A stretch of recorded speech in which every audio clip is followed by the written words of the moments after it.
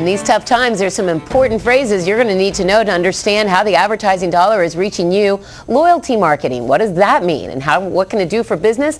And how do you use it? We're now joined by a woman who has all the answers. Karen Riordan, president of Arnold, D.C., and the incoming president of the D.C. Ad Club.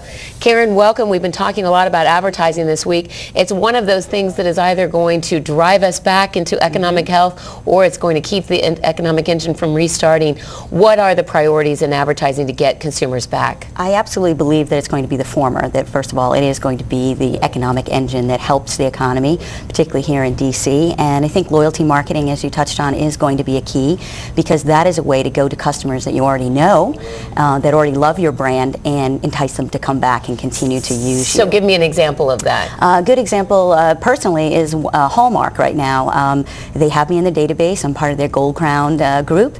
And so instead of me going someplace else to buy cards, they entice me to come back. They send me a birthday card and tell me that they want my business, and they incent me to come back into the store frequently. So. Okay, well, perfect example, because I'm really cheap about a lot of things, so I will never buy Hallmark gift wrap. I'm always going to go to Costco to get my gift wrap.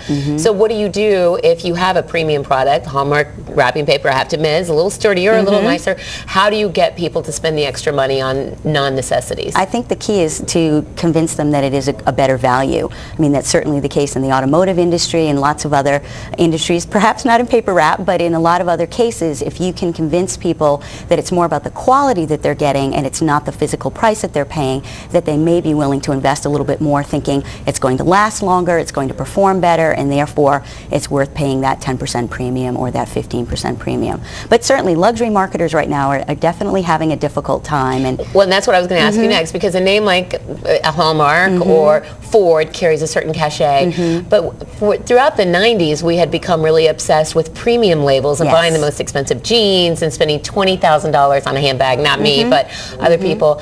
How do those high-end marketers convince them that it's still worth it to show off a label when a lot of people are becoming more humble about labels? You're absolutely right. And in some cases, what we're seeing is that the high-end marketers are not showing that label. There's a phenomenon now in which people are leaving a high-end store with a brown paper bag, so that there is not what we call luxury shame. It's really not cool anymore to be pulling up in your Hummer, which is not very eco-friendly, and having it idle by Starbucks where you pay $5 for coffee. It seems arrogant, it seems out of touch with the times, and so some people are still going to drive their Hummers, they're still going to stop and buy Starbucks coffee, but they're going to be very different and more discreet in terms of how they do it. And from a marketing perspective, we have to be better about how we get across our message to those consumers in a way that, again, isn't making us seem frivolous, making us seem like we are out of touch with the times. So loyalty marketing, again, will be important. Maybe shifting channels and not being on mass TV to send those messages more out. niche product. Well, one of the things I want to ask you is, it seems like there would be two different directions, almost diametrically opposite directions you could go in advertising. You could become even more creative and try and be more out of the box, or you could stick with what's tried and true. During an economic recession, which is the safer way to go? I think that most people are going to go with tried and true. Again, they're going to go back to their core customer. They're going to try to keep that customer alive.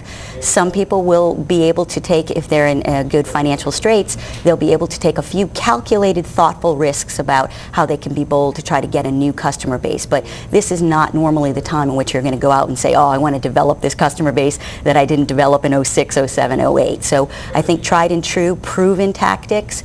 And which medium? Now, of course, I want you to say television, but when you're looking at a print budget, a television budget, a magazine budget, a niche marketing budget, which is the way to go? I think it's all of the above. I think it's being smart and understanding that we live in a world that is all about all of those touch points. And so you need to really diversify your media budget, and you need to be investing in TV and print and online and out of home, but doing it in a smart way so that people see your message at all those touch points. They're making it a lot harder to ignore the internet ads. I have to admit, I used to be a pro at ignoring the internet ads. Now I can't. They're everywhere. Karen Riordan, thank you so much for joining us. Thank you very much, Rebecca. And we'll be right back with more on Washington Business Tonight.